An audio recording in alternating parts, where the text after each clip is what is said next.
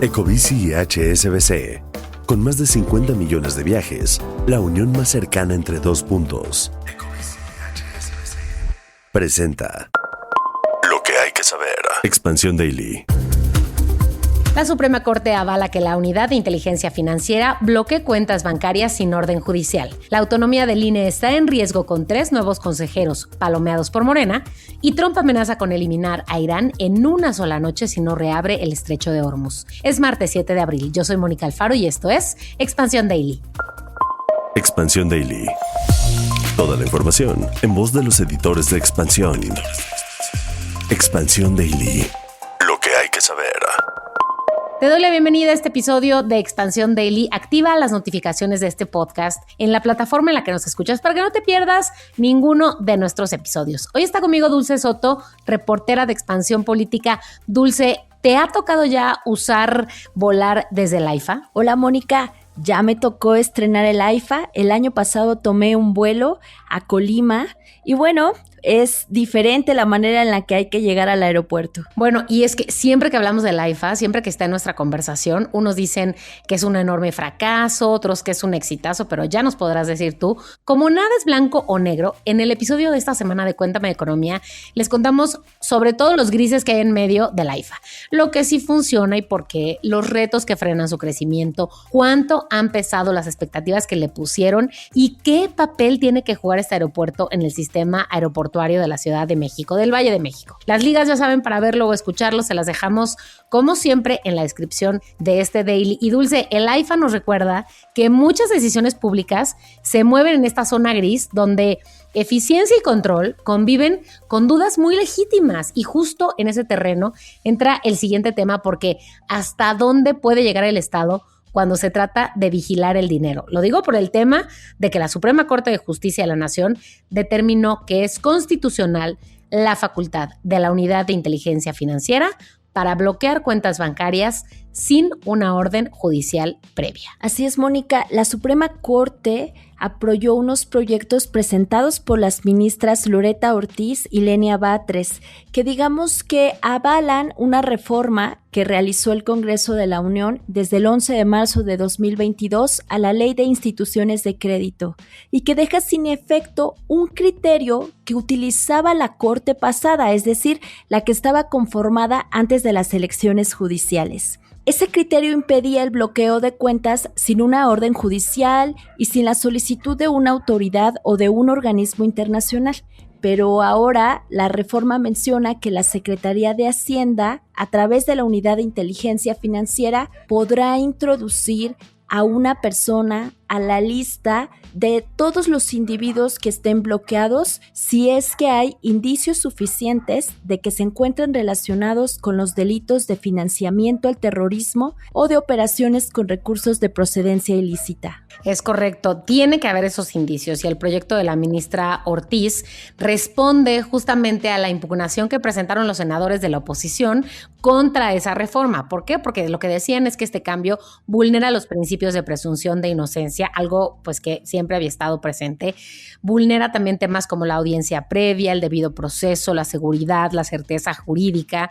Además, lo que dijeron es que el procedimiento de defensa es contrario al principio de seguridad jurídica. Sí prevé que la persona interesada, aquí la persona señalada, tenga 10 días hábiles contados desde la notificación de su inclusión en esta lista de personas bloqueadas para manifestar lo que a su derecho convenga, o sea, para defenderse, pues. Pero lo que señalaron que no queda claro si este plazo de 10 días hábiles es para solicitar la garantía de audiencia o ya para ejecutarla. Oye, 10 días hábiles me parece poco tiempo. Pero bueno, la ministra Ortiz propuso en su proyecto declarar infundados los argumentos de los senadores porque consideró que el bloqueo de cuentas es una medida cautelar de carácter administrativo y preventivo. Es decir, está vinculada a proteger al sistema financiero ante todo, sin determinar la responsabilidad penal y sin sustituir al Ministerio público. Y esta resolución deja ver que el equilibrio entre el poder y los contrapesos pues nunca está cerrado, ¿no? Siempre se está moviendo.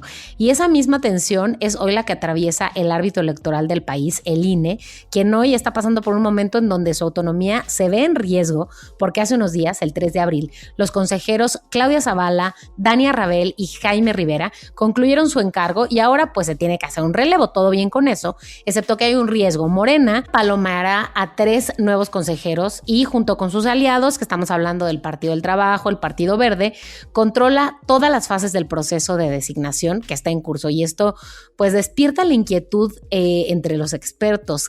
¿Qué dicen los expertos, Dulce, que podría pasar? Esto es preocupante porque algunos especialistas que fueron entrevistados por nuestra compañera Karina García advierten que la autonomía del INE está en riesgo. Estos expertos ven que puede haber un debilitamiento de la autonomía institucional y también una confianza o una caída de la confianza pública en las elecciones. Y esto nos puede llevar a regresar a los conflictos postelectorales que han existido en el país. O sea, no sé si tú te acuerdas, pero hace años era muy difícil que las personas confiaran en las elecciones, que consideraran que realmente eran transparentes y que reflejaban el voto de la población. Así que esto es grave. Para seleccionar a los 3 nuevos integrantes del Consejo General del INE, que estarán durante 9 años, es decir, van a tener un periodo hasta 2035, se van a seguir varios pasos.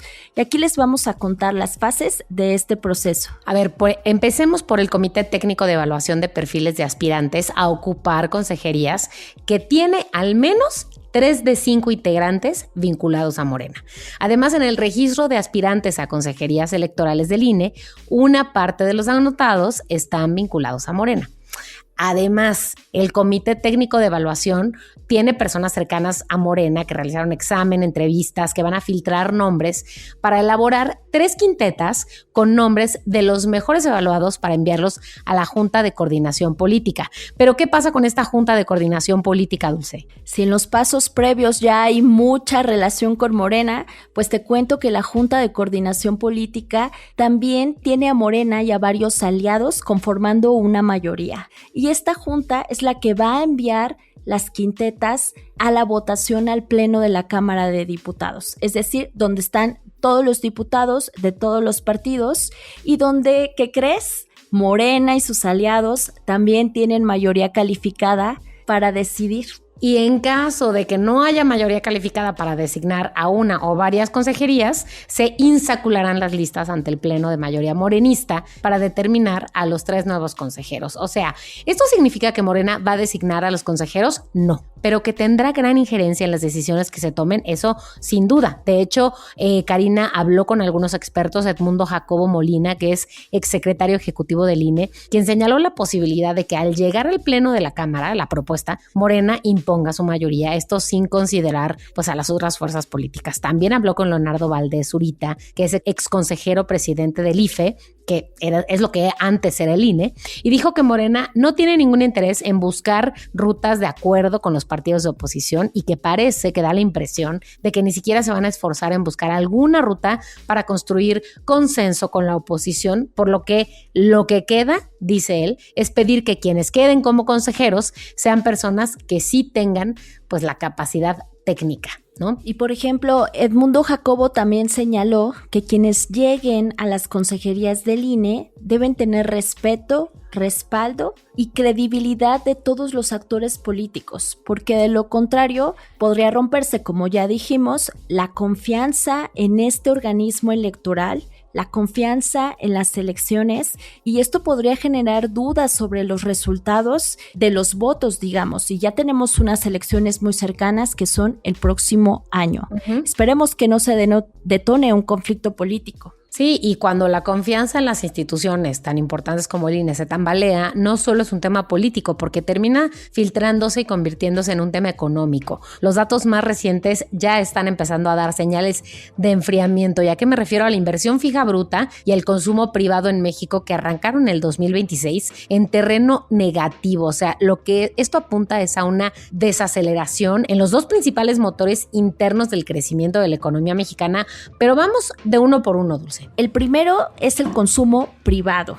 Este es el principal motor del crecimiento económico en México porque aporta cerca de 65% del Producto Interno Bruto. Así que ante cualquier cambio, esto impacta directamente a la actividad económica. De acuerdo con datos del INEGI, el consumo que hacemos los mexicanos retrocedió 1.6% en términos reales en un mes. Esta es su mayor caída reciente en un periodo de tiempo mensual, porque si lo comparamos de manera anual, aún muestra un crecimiento de 2.7%. Sí, ¿y en qué está concentrado este retroceso en el consumo? Bueno, con un menor gasto en bienes importados, que se desplomó 6.8% mensual, mientras el consumo de bienes y servicios nacionales cayó en 0.7% y hubo un descenso de 0.9% en bienes y 0.5% de servicios. O sea, estuvo bastante repartido, bajones en diferentes niveles, en diferentes categorías, y algunos componentes tienen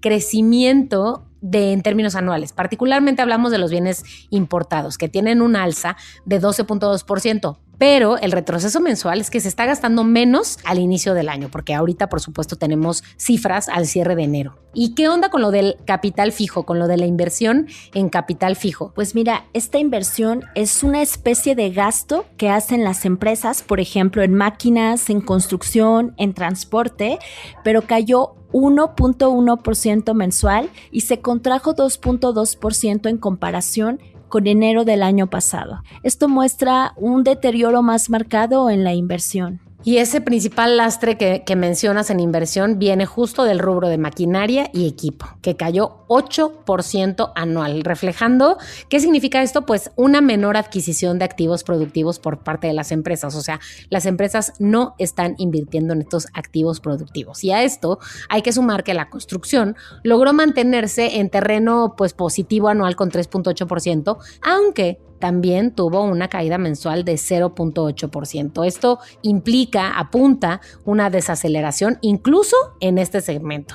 Y es un arranque débil en el año en consumo, en inversión, pero no está pasando en el vacío, Dulce. Afuera, el entorno global sigue metiendo presión y esta vez con un tono mucho más explosivo. Y estoy hablando, cuando hablo de entorno global y de cosas explosivas, sin duda me estoy refiriendo a Trump, que está amenazando con eliminar a Irán en una sola noche si este no reabre el estrecho de Hormuz. Y mira que cuando una piensa que el republicano ya no puede ser más explosivo, lo supera. Porque recientemente, tanto Estados Unidos como Irán rechazaron, ayer en realidad, una propuesta de Pakistán, de Egipto y de Turquía para un alto al fuego de 45 días en este conflicto armado que mantienen entre ambos países. Mientras que el presidente estadounidense Donald Trump amenazó con eliminar, escucha esto, con eliminar a todo el país asiático hoy por la noche. No sé si estamos dimensionando de manera correcta lo que esto podría implicar, porque, bueno, las negociaciones bajo la mediación de Pakistán están evolucionando, pero bajo mucha presión de este ultimátum que impuso Trump durante el fin de semana. Tal vez ustedes estuvieron muy de puente, muy tranquilos, pero bueno, cosas pasaron en el mundo y una de ellas es esta, justo para que reabra el estrecho de Hormuz. Y en la conferencia de prensa en la que hizo esta amenaza, Trump afirmó que la propuesta de alto al fuego es un paso muy significativo, ok, pero no es suficiente. Esto sucedió después de que la agencia estatal iraní, IRNA se llama, reportó que Teherán rechazó un plan de tregua, ya que insistió en la necesidad de poner fin definitivamente a este conflicto. Y, bueno, Trump dijo que no podía hablar sobre el alto a fuego, pero sí puede decir que tienen un participante activo, dispuesto en el otro lado, y de hecho, de acuerdo con 4 fuentes citadas por Axios, Estados Unidos, Irán y un grupo de mediadores regionales están discutiendo los términos para un posible alto al fuego, ya decías, de 45 días, que podría, ojalá, llevar a un fin permanente de la guerra. Ojalá. Las negociaciones, mientras tanto, se llevan a cabo a través de mediadores de estos países que ya mencionamos, pakistaníes, egipcios y turcos, y también a través de mensajes de texto enviados entre Steve Witkoff, enviado de Trump en Medio Oriente, y Abbas Araghchi, ministro de Relaciones Exteriores de Irán. Y bueno, ya dijo un funcionario estadounidense que la administración de Trump le dio a Irán varias propuestas en los últimos días, pero hasta ahora los funcionarios iraníes no las habían aceptado. Y las fuentes familiarizadas dijeron que los mediadores discuten estos términos para un acuerdo en dos fases. La primera, este alto al fuego de 45 días, durante el cual se negociaría un fin permanente del conflicto. Y la segunda, un acuerdo para el fin de la guerra que contemplaría la reapertura total del estrecho de Hormuz, que sabemos que es lo que pues una de las cosas que más le importan a Donald Trump y que tienen implicaciones en todo el mundo, y una solución para el uranio altamente enriquecido de Irán, ya sea a través de su retiro del país o a través de su resolución. Así que hoy, 6 de la tarde, tiempo del centro de México, es la hora límite que estableció Trump para que Irán abra este estrecho de Hormuz, si quiere evitar los ataques a las infraestructuras energéticas. Así que vamos a ver qué pasa hoy hacia el final del día. Además, los guardianes de la revolución, que es el ejército ideológico de Irán, afirmaron ayer que las condiciones en el estrecho nunca volverán a su anterior estatus, sobre todo para Estados Unidos e Israel. Y con este ultimátum encima y el reloj encima corriendo, el conflicto entra en una fase donde cualquier movimiento puede redefinir el tablero energético, geopolítico y no olvidemos la vida de millones de personas. Pero ¿sabes qué, Dulce? No todo está perdido. Aunque a veces parezca, no todo está perdido. Expansión Daily. Y es que Suara de Luna nos trae una buena noticia para cerrar hoy. Las ventas de autos logran un trimestre histórico con el mercado chino liderando el avance. Y es que entre enero y marzo de 2026 se vendieron más de 381,000 autos nuevos en México, con lo que este periodo se posicionó como el mejor primer trimestre del año para la historia de las ventas de los carros en México. Y de hecho, según datos del INEGI, las ventas de este mismo trimestre contra el mismo periodo del año pasado, ya saben que así es como se hacen las comparaciones, avanzaron 3.7%, además de que la comercialización quedó por encima de los niveles de enero a marzo del 2017. ¿Y por qué compararlo con 2017? Porque fue un año con ventas récord en el país, cuando se vendieron casi 379,000 unidades. Bueno, déjame antes de que sigamos con estos datos preguntarles a los podescuchas si ustedes están en esta lista de personas que compraron autos en este trimestre histórico o ya lo están pensando. Así que déjenos en los comentarios o si para nada está en sus planes. Y mira, incluso puede haber marcas que no reportan al INEGI, pero la Asociación Mexicana de Distribuidores de Automotores sí las considera.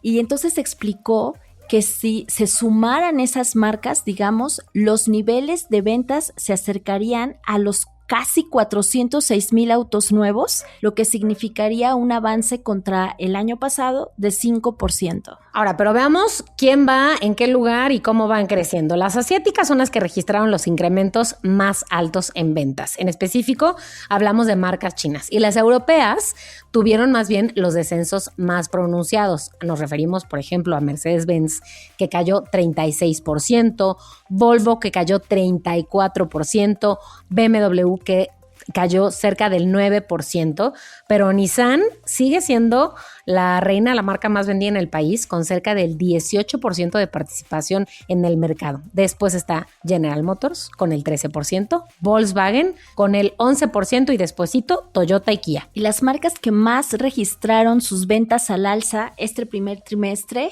fue una marca china, Jetour, que desembarcó en México hace un par de años. Comercializó más de 1,300 unidades y esto significó un incremento de 407%. 407%. También está Geely, que llegó a México a finales del 2023, que tuvo un avance de 272%. Changan, que en 2023 estableció su filial en el mercado mexicano, 73%. Y finalmente, Dulce, ¿cómo le fue a MG, que es la primera marca nacida en China que se estableció por acá? Llegó esta marca al mercado mexicano a mediados de 2020 y ya comercializó más de 14,500 unidades, lo que representó un incremento de 30% y regresó al listado de las 10 marcas más vendidas en México. Bueno, pues queremos saber si ustedes se compraron uno de estos autos y lo están pensando y lo van a comprar, si conocen a alguien que tiene un auto de estas marcas chinas y cómo ha sido su experiencia. Dulce, gracias por estar hoy en el Expansión Daily. Gracias a todos por escuchar. Y ustedes ya saben que toda la información sobre estos y otros temas están siempre disponibles en expansión.mx y leemos sus comentarios en las redes de Expansión, @expansiónmx. Nos escuchamos mañana. Expansión Daily. Lo que hay que saber de lunes a viernes a las 6 de la mañana. Expansión Daily, un podcast de Expansión. Este episodio llega a ti gracias a rss.com, el podcasting hecho simple. Ecobici y HSBC. Con más de 50 millones de viajes, la unión más cercana entre dos puntos. Ecobici y HSBC presentó